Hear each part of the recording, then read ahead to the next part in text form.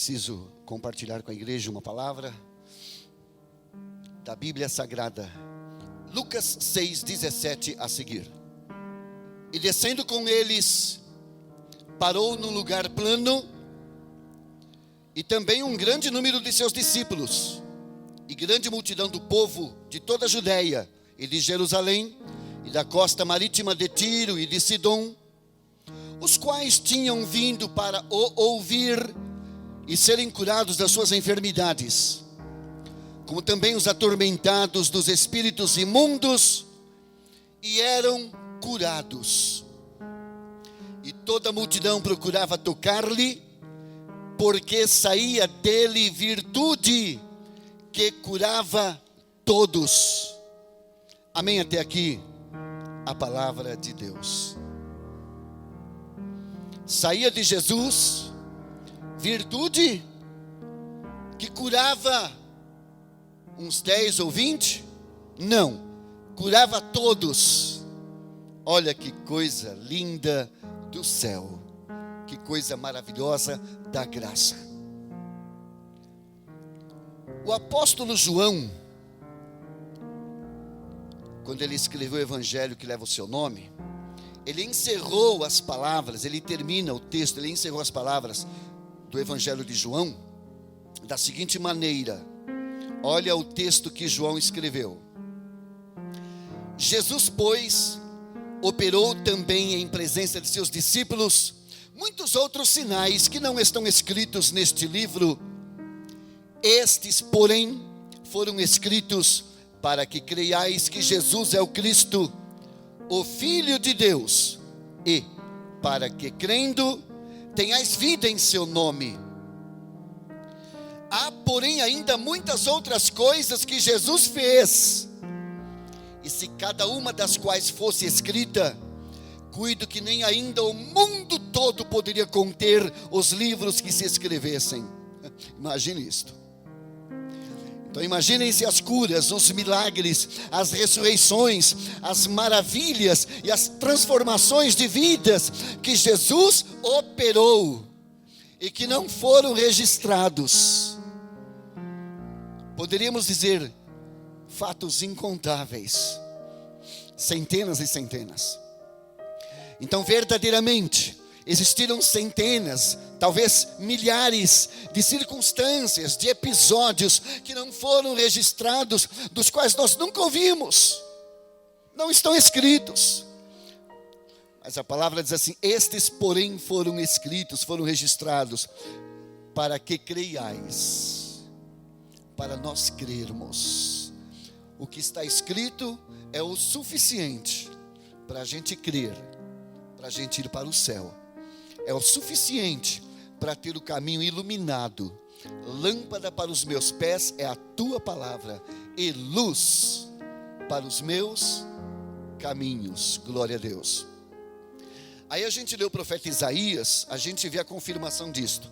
O profeta Isaías, ele profetizou, dizendo: verdadeiramente ele tomou sobre si as nossas enfermidades e as nossas dores levou sobre si, e nós o reputamos por aflito, ferido de Deus e oprimido.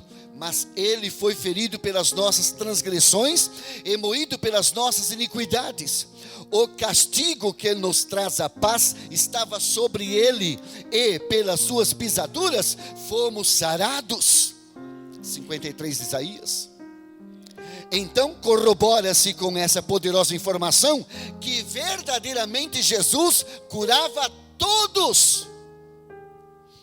Quem passasse por Jesus era curado. Era curado. E isto é maravilhoso. É maravilhoso saber que todos os que aqui estão são tocados por Jesus. Foram e são abençoados por Deus. Feridas foram curadas. Problemas que te machucavam foram solucionados e as feridas foram curadas. Mas irmão Sérgio, tem mais alguma coisinha aqui? Sim, Jesus cura. Ele completa a obra que ele começou e ainda a chama de boa obra. Toda obra de Jesus é boa, é maravilhosa, é linda e é completa. Jesus não faz nada incompleto.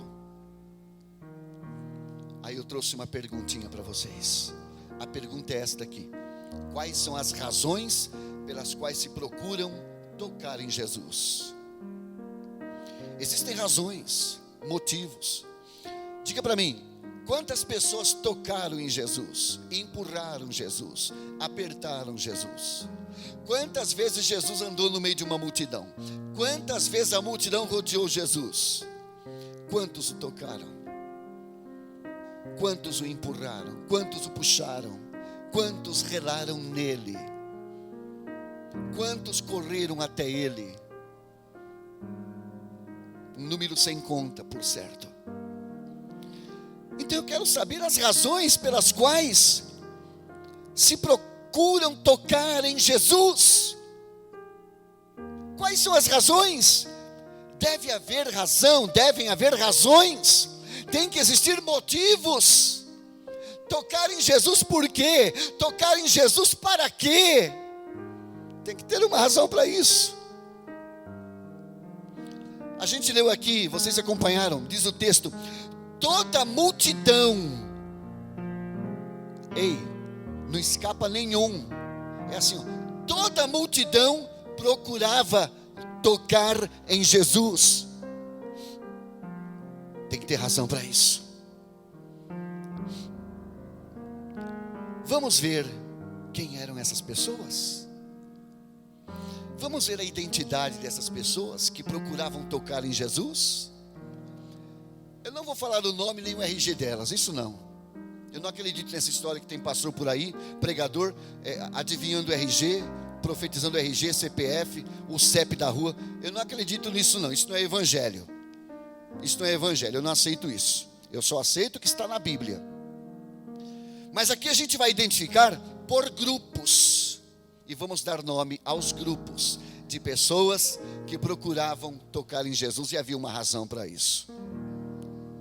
Primeiro, alguns procuram tocar em Jesus através das boas obras. É porque é bonzinho. Eu vou me aproximar porque ele é líder de coisa boa e de gente boa, e eu vou para mostrar a minha bondade, para mostrar que eu também sei, que eu também posso, que eu também tenho condições. Lá em Mateus capítulo 19 está escrito assim: aproximando-se de Jesus um jovem que possuía muitas propriedades, disse-lhe assim: bom mestre, que bem farei para conseguir a vida eterna? Ele era um colecionador de benfeitorias, de boas obras. E Jesus lhe respondeu dizendo: por que me chamas bom? Não há bom, senão um só, que é Deus. Se queres, porém, entrar na vida, guarda os mandamentos. E o jovem lhe disse assim: quais? E Jesus disse: não matarás, não cometerás adultério, não furtarás, não dirás falso testemunho, honra teu pai e tua mãe, e amarás ao teu próximo como a ti mesmo. Disse-lhe o jovem: tudo isso tenho feito. Garboso, cheio de si. Lembrem-se, ele colecionava boas obras, benfeitorias. Tudo isso tenho feito, tenho guardado desde a minha mocidade. O que me falta ainda? Um colecionador que não tinha o principal, não tinha o essencial, não tinha aquilo que lhe dava vida. Colecionava apenas aquilo que lhe acusava e que lhe proporcionava morte, mas não aquilo que poderia dar vida. Paulo escreveu aos Gálatas dizendo: sabendo que o homem não é justificado pelas obras da lei, mas pela fé em Jesus Cristo, temos também crido em Jesus Cristo para sermos justificados pela fé de Cristo e não pelas obras da lei, porquanto pelas obras da lei nenhuma carne será justificada.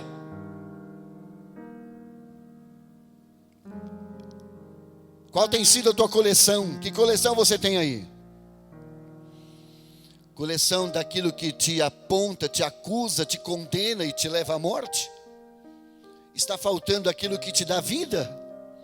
Pois é, falta-te uma coisa. Então, este grupo é o grupo daqueles que procuram tocar em Jesus através das boas obras. Eles querem ser vistos, eles querem aparecer, eles querem dizer assim: olha, eu também sou, eu também posso, eu também tenho, sou competente também. Mas isso não era o plano de Deus. Outro grupo dos que tentavam tocar em Jesus, alguns procuram tocar em Jesus através das religiões e também por sua religiosidade pessoal. Seria similar ao primeiro grupo, tudo bem? Paulo escreveu aos Colossenses dizendo assim: tende cuidado para que ninguém vos faça presa sua por meio de filosofias e vãs sutilezas, segundo a tradição dos homens, segundo os rudimentos do mundo e não segundo Cristo.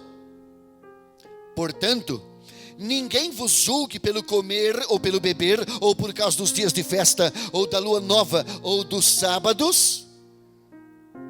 E lá em Mateus está escrito assim: condutores cegos, quais o mosquito, e engolis o camelo. Isso é religiosidade.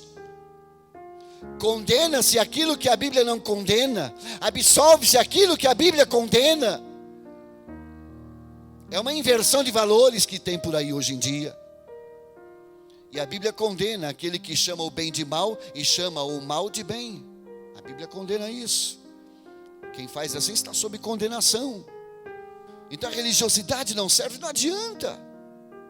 Jesus transforma, Jesus salva, Jesus perdoa, Jesus regenera pelo seu Espírito Santo. Perdoa e escreve seu nome no livro da vida. É Jesus. Outro grupo, outros tentam se aproximar de Jesus com a intenção do lucro e do enriquecimento. É o que a gente vê muito hoje em dia, é o que se ouve muito por aí, principalmente nos grandes pregadores teleevangelistas. Se prega muito sobre prosperidade, se ensina muito o povo a correr atrás do dinheiro. Vamos ver as características desse grupo que se aproxima de Jesus, ou tenta fazer isto, com a intenção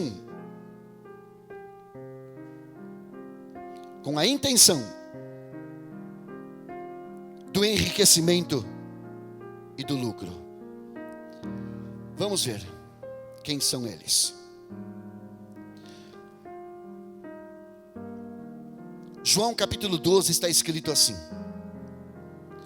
então Judas, o Iscariotes, disse assim: por que não se vendeu este unguento por 300 dinheiros ou denários e não se deu aos pobres?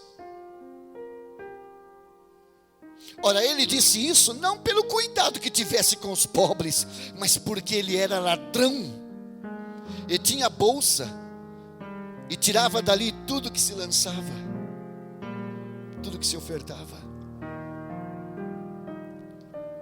Muitos tentam hoje da mesma forma se aproximar de Jesus por causa do lucro, visando dinheiro, visando riqueza, visando prosperidade, visando o carro do ano, casa própria, visando bons salários, visando sair de um cargo humilde e virar patrão, e tantas outras coisas e mentiras que se ensina por aí. Evangelho de Mateus capítulo 26 está escrito assim: então um dos 12, chamado Judas Iscariotes, foi ter com os príncipes dos sacerdotes e disse: que me quereis dar, e eu vô-lo entregarei. E eles lhe pesaram 30 moedas de prata. olha aí, esteve o tempo todo com Jesus, visando lucro, visando dinheiro, visando enriquecimento.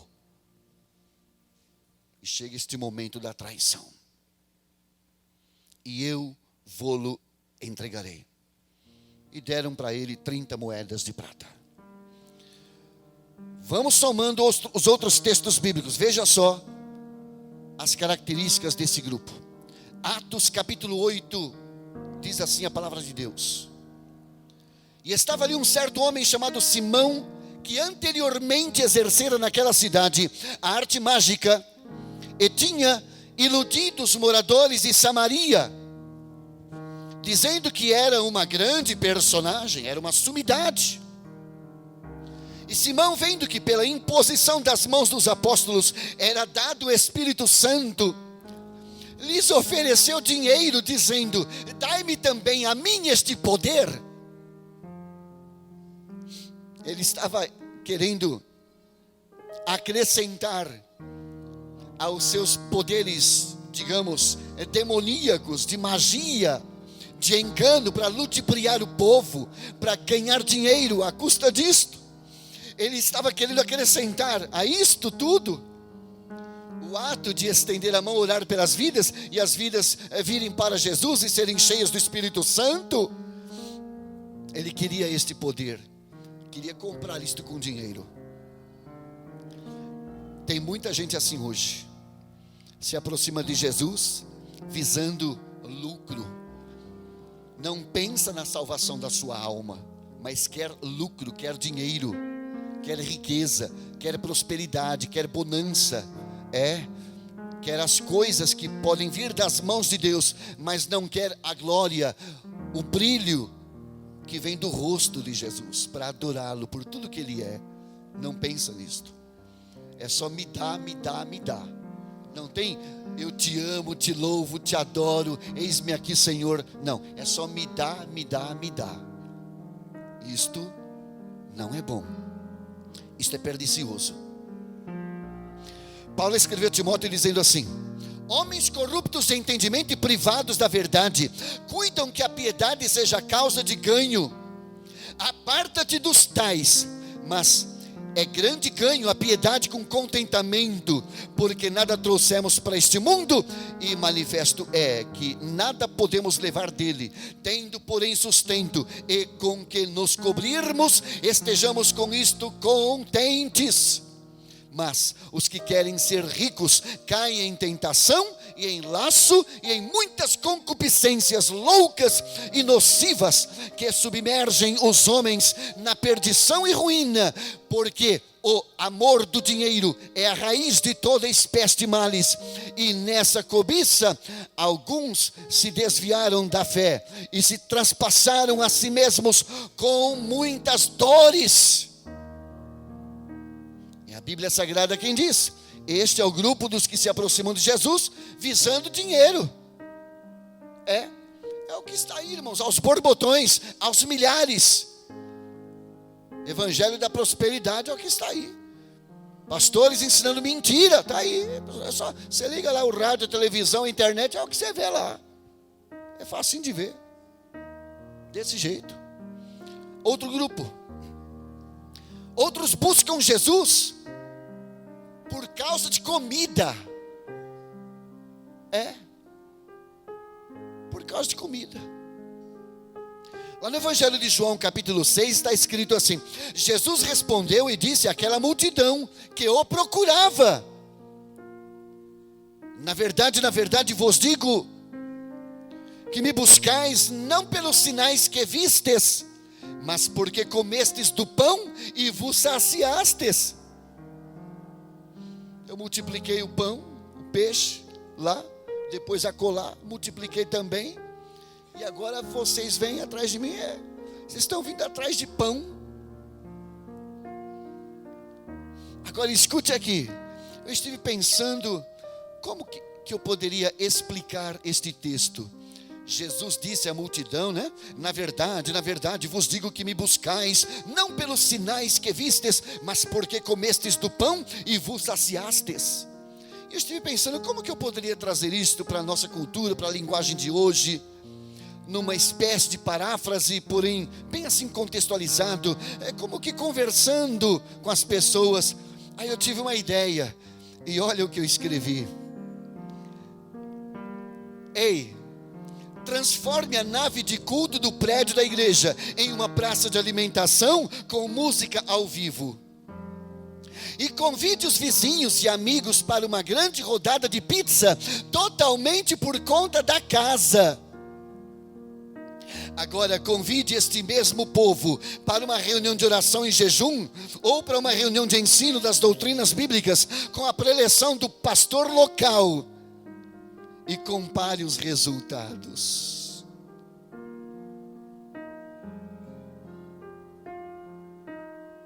A que grupo você pertence? O grupo da pizza? Ou da oração e da doutrina? Não vá sair por aí dizendo, o irmão Sérgio diz que é pecado comer pizza. Você vai estar cometendo uma exegese. Não pode interpretar conforme a tua cabeça. Você tem que fazer uma exegese, interpretar corretamente. Eu não estou dizendo que é pecado comer pizza. Eu estou falando aqui sobre questões de prioridades. Olha outro exemplo aqui, sobre este grupo, os que buscam Jesus por causa de comida. Pegue um sábado livre na agenda da igreja e marque um futebol, uma piscina, uma carne assada e um sorvete de massinha, e chame todo o pessoal da igreja. Vai ter gente que vai levar o primo, a sogra, o coleguinha, a vizinha, o cachorro e o papagaio. Agora, pegue outro sábado livre na agenda da igreja e marque uma consagração das 8 ao meio-dia, em santo jejum a Deus, e compare os resultados. Vocês estão aí calculando? Já chegou o resultado? Tá bom. Pegue um domingo de muito sol e convide os irmãos para um arroz com picanha, maminha, fraldinha, contrafilé, chuleta e costela. Agora, pegue outro domingo de muito sol e convide os irmãos para o evangelismo nas ruas e compare os resultados. Chame o pessoal para o cinema. Chame os mesmos para uma vigília. No Evangelho de João, capítulo 6, está escrito assim: disse Jesus: trabalhai não pela comida que perece, mas pela comida que permanece para a vida eterna, a qual o Filho do Homem vos dará. Qual tem sido o teu investimento na obra de Deus? Que importância você dá para a obra de Deus?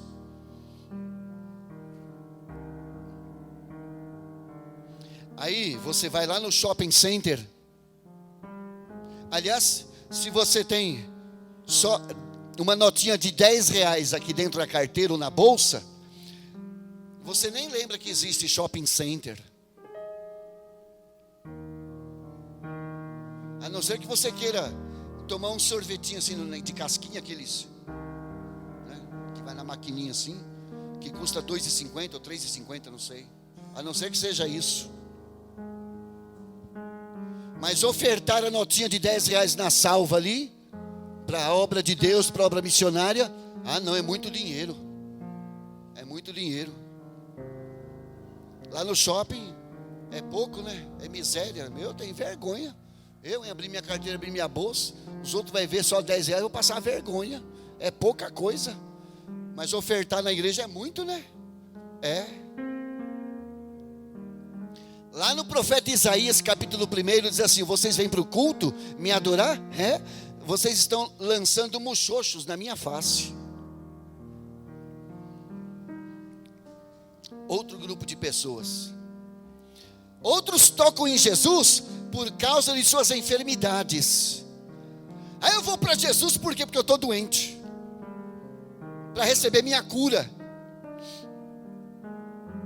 Eu vou lá no templo mundial da fé, eu vou lá no tabernáculo poderoso da fé poderosa, eu vou lá na sede nacional não sei das quantas, eu vou lá ouvir o missionário, o ancião, vou ouvir lá o apóstolo, o bispo. Por quê? Porque eu vou lá buscar minha cura. O irmão Sérgio está ensinando que é pecado ser curado? É? Sim ou não? Não. Então vocês estão entendendo, muito bem. A Bíblia diz assim lá em Mateus capítulo 8. E eis que veio um leproso e adorou a Jesus, dizendo: Senhor, se quiseres, podes tornar-me limpo. E Jesus, estendendo a mão, o tocou, dizendo: quero, seja limpo. E logo ficou purificado da lepra. Outro, Marcos 7 diz assim: e, tirando o surdo à parte de entre a multidão, colocou os dedos nos seus ouvidos, Jesus, e, cuspindo, tocou-lhe na língua, e levantando os olhos ao céu, Jesus suspirou e disse assim: Efatá, significa abre-te. E logo se lhe abriram os ouvidos, e a prisão da língua se desfez, e ele falava perfeitamente. Outro, João capítulo 9. E Jesus cuspiu na terra, e com saliva fez lodo, e untou com o lodo os olhos do cego, e disse-lhe assim: vai e lava-te no tanque de Siloé. Ele foi, lavou-se e voltou vendo. Outro, Lucas capítulo 8. E uma mulher que tinha um fluxo de sangue havia 12 anos e gastara com os médicos todos os seus haveres. Era uma mulher de posse, ela tinha muitos haveres, era uma mulher de condições, e gastara com os médicos todos os seus haveres, e por nenhum pudera ser curada. Chegando por detrás de Jesus, tocou na orla da sua veste, e logo, advérbio de tempo, é pressa, é já, instantaneamente, e logo estancou o fluxo do seu sangue. Tocou em Jesus. E com verdade, porque de Jesus saía virtude que curava todos. Hoje existem enfermidades diferenciadas: o estresse, o trauma, a angústia, o desespero, as lembranças horríveis do passado, depressão, insônia, opressões na mente, distúrbios psíquicos, síndrome do pânico, pessoas que andam pelas ruas desesperadas. É isto. Jesus cura todos. Não é à toa que Jesus diz assim: vinde a mim todos os que estáis cansados e oprimidos, e eu vos aliviarei. Tomai sobre vós o meu jugo e aprendei de mim, que sou manso e humilde de coração, e encontrareis descanso para a vossa alma, porque o meu jugo é suave e o meu fardo é leve. Jesus salva e transforma, e tira o jugo pesado do pecado, e te ajuda a caminhar. Mas tem outro grupo de pessoas, esses queriam Jesus pela cura, tudo bem. Outros agora, eles procuram tocar em Jesus para adorá-lo. Opa!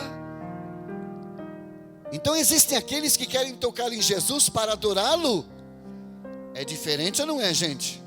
Tem coisa diferente. Aqui tem um ingrediente diferente aqui. Eu quero tocar em Jesus para adorá-lo. Eu não vi na Bíblia Jó fazendo campanha de 7 sextas-feiras para receber a cura. Eu não vi na Bíblia nenhum dos apóstolos marcando a campanha ou o culto da libertação. Irmãos, todos os cultos são de libertação. Não precisa ser específico. Quinta-feira vai ter culto de libertação. Quem quiser, venha, pode trazer os obreiros. Irmãos, quem é o homem para marcar o dia e o horário para Jesus libertar? Jesus liberta, irmãos, até no culto de ensino.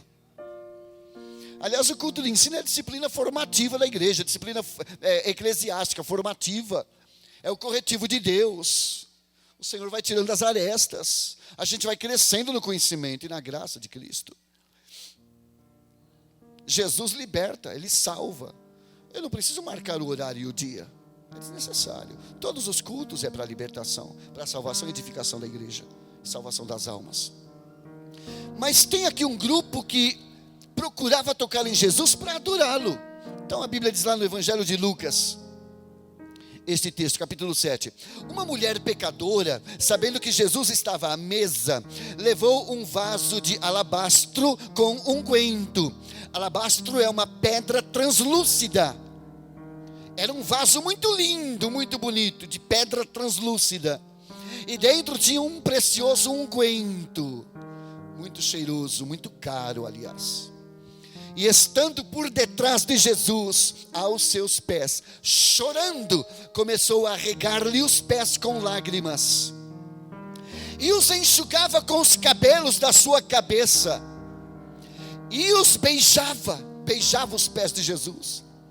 E os ungia com o unguento. E Jesus deixava. Quando alguém chega com sincero coração, arrependimento verdadeiro, quebrantado e contrito coração, adorador verdadeiro, com sinceridade, honestidade diante de Deus, Jesus deixa esse adorador adorá-lo. Jesus deixa, Ele deixa. Você está molhando os meus pés com lágrimas? Você está enxugando com os cabelos? Você está ungindo com este precioso unguento? Jesus não recolheu os pés, não. Ele deixou ser adorado. E a mulher era uma pecadora. Pecadora. Eu sei que você tem falhas. Eu sei que você chora diante de Deus por causa das tuas falhas, das tuas limitações, tuas dificuldades, teus deslizes, teus tropeços, tuas, com licença da palavra, tuas burrices muitas vezes. Quem aqui não é limitado? Eu sou. Eu sei que muitas vezes a gente se decepciona com a gente mesmo, conosco mesmo. Mas fale com Deus com sinceridade, com honestidade. Se converta a Cristo Jesus. Rasgue o coração. Seja honesto e sincero diante de Deus em oração. Vai derramando lágrimas aos pés de Jesus. E olha, e aquele que consegue roçar os seus cabelos nos pés de Jesus, é porque você está encurvado em adoração. Lá no Evangelho de João, capítulo 20, está escrito assim: depois disse a Tomé, Jesus falou com Tomé: põe aqui o teu dedo e vê as minhas mãos, e chega a tua mão e põe-na no meu lado, não sejas incrédulo, mas crente. Tomé fez isto e respondeu dizendo: Senhor meu e Deus meu. Senhor meu e Deus meu. A expressão Senhor entre os judeus dava a conotação de deidade, de divindade, e só Deus era digno dessa adoração. E quando Jesus recebe esta adoração, este reconhecimento, este louvor de Tomé, Senhor meu e Deus meu, Adonai, né? Adonai meu e Deus meu, sendo ele, Jesus, adorado como o Yahvé Todo-Poderoso. Jesus recebeu esta adoração. você se torna um adorador ao ponto de adorá-lo em verdade. Você não adora a Deus em mentiras, em enganos, mas você o adora em verdade, conforme a revelação da palavra de Deus. E Jesus recebe a verdadeira adoração. Outro grupo de tocadores de Jesus. Outros tocam em Jesus porquanto já receberam a vida eterna. E eles não ficam sem tocar em Jesus, porque são salvos. Precisam tocar em Jesus todos os dias. Lá em João capítulo 1 está escrito assim: a todos quantos o receberam, deu-lhes o poder de serem feitos filhos de Deus, aos que creem no seu nome, os quais não nasceram do sangue, nem da vontade da carne, nem da vontade do homem, mas de Deus. E o verbo se fez carne e habitou entre nós, e vimos a sua glória, como a glória do unigênito do Pai, cheio de graça e de verdade. Olha aqui este grupo de adoradores que tocam em Jesus porque já são salvos. Eu toco nele por quê? Porque sou salvo. Porque ele disse assim para mim: na verdade eu vos digo, que quem ouve a minha palavra e crê naquele que me enviou, tem a vida eterna, não entrará em condenação, mas passou da morte para a vida. Então, eu ouço a palavra, eu tenho Jesus, eu amo a Deus, eu nasci de novo, eu tenho Jesus no meu coração, Ele me salvou, então eu toco nele porque eu sou salvo. Aleluia, aleluia. Toco em Jesus porque sou salvo. No capítulo 17 de João está escrito: e a vida eterna é esta, que conheçam a ti só, por único Deus verdadeiro, e a Jesus Cristo a quem enviaste. E nós passamos a conhecer, e nós o adoramos, e tocamos nele, porque somos salvos em Cristo Jesus. Aleluia. João, escrevendo na sua primeira carta, ele deixou registrado assim: o que era desde o princípio, o que vimos com os nossos olhos, o que temos contemplado e as nossas mãos tocaram da palavra da vida, porque a vida foi manifestada e nós a vimos e testificamos dela e vos anunciamos a vida eterna que estava com o Pai e nos foi manifestada. O que vimos e ouvimos, isso vos anunciamos, para que também tenhais comunhão conosco, e a nossa comunhão é com o Pai e com seu Filho Jesus Cristo. Estas coisas nós vos escrevemos para que o vosso gozo se cumpra. Tem alegria do céu aí, tem gozo do Espírito Santo aí no coração. É do desejo do Pai que este gozo se cumpra, se realize na sua vida. Glória a Jesus. Então, querida igreja, tocar em Jesus, ouça isto: tocar em Jesus é ser curado nesta vida de muitas coisas. Tocar em Jesus é ser curado de enfermidades da alma, por exemplo. Tocar em Jesus é ser perdoado dos nossos muitos pecados, sim.